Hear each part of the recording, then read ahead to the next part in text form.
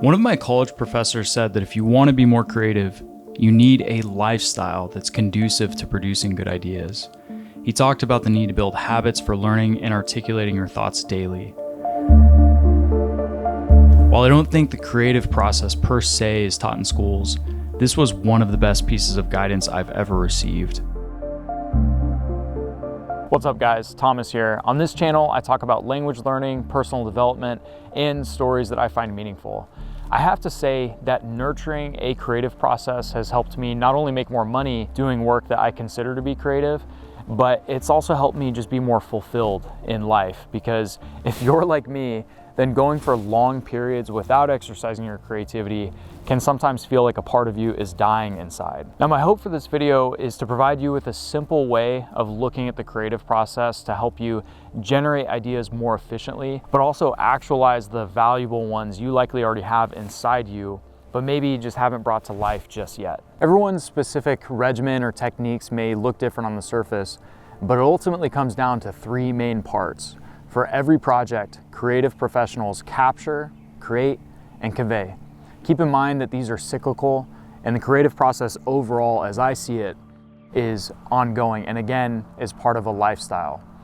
What that lifestyle may look like for you can be different than everyone else's, but nurturing and tending to these three parts will serve you well. And it'll also serve everyone else well because you will be getting more ideas of your ideas to them.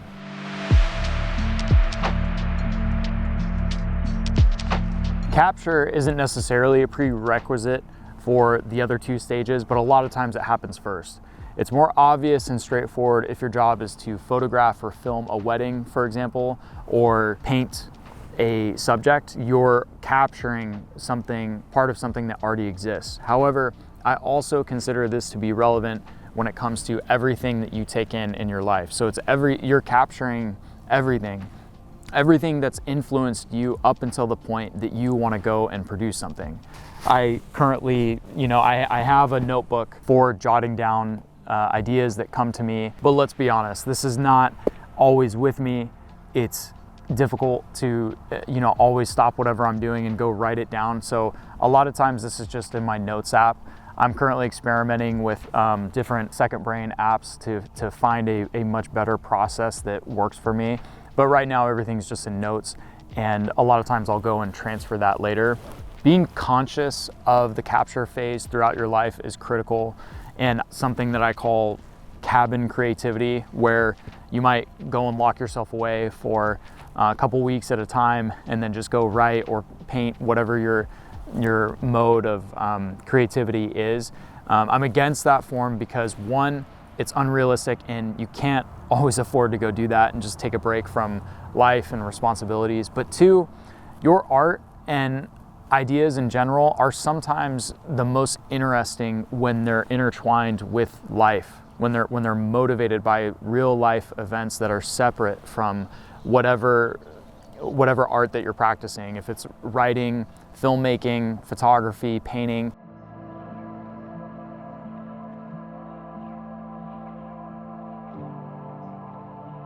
Create. Now it's time for a lot of the fun parts. This is where you are physically putting something into reality. This could be requiring technical skills, like if you're doing advanced video editing or graphic design, stuff like that, or it could just be simple pen to paper if you're a writer, or fingers to keyboard, just typing. But it's putting it physically into reality. You don't have to show it to anybody.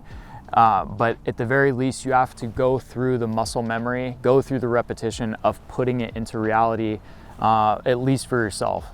By the way, I think you should show it to somebody because one, that's a good way to get feedback on it. And two, it also can be very useful to somebody. You never know what your art or ideas in general, and again, I'm kind of talking about art here, but these could even be business ideas. And finally, we have convey. This is like the final bow on top of your work. Basically, what are you trying to say?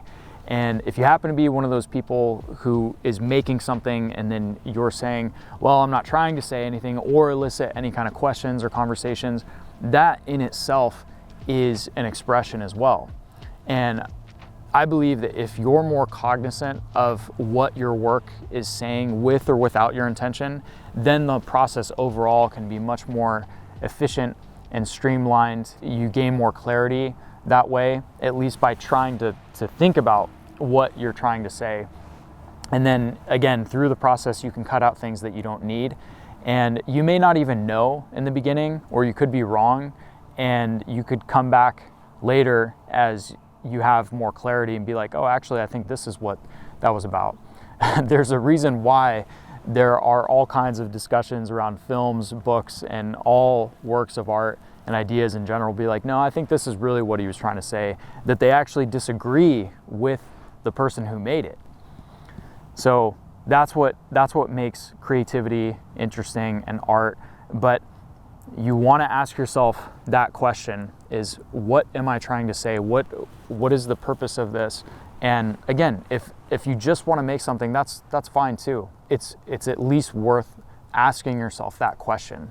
And I think having a quick feedback loop, I hate to say it, but like social media, I don't hate to say it, it's one of the good things I think about YouTube and a lot of these platforms.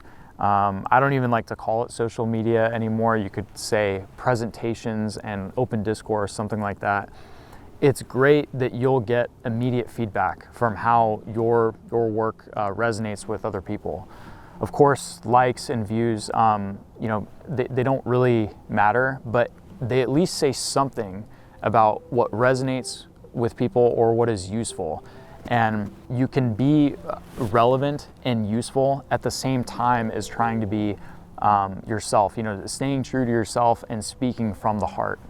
I recently heard writer and podcaster Tim Ferriss say something I found pretty interesting when it comes to making stuff, is you don't want to have a false positive, meaning like if you consume a bunch of coffee or something, you're in a state where you feel really good about something.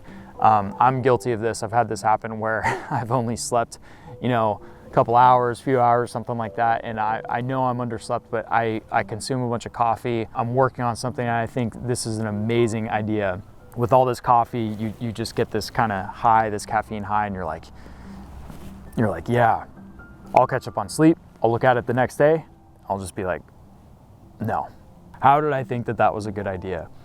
But this is the beauty of it. The beautiful thing is creating things and just putting in the repetition. You'll gain more clarity over time if you're new to making stuff.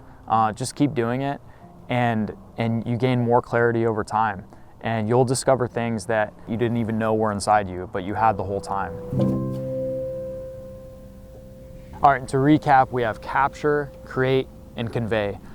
Capture, again, is when you're taking things from the outside world and you're absorbing them. Either it's part of the process of making something, like if you're photographing, filming, or documenting something that somebody else is saying or doing, that can be part of capture, but it's also your entire life leading up to that moment. Create is then what you're taking the mixture and the concoction from your internal mind and putting it into reality, into the world.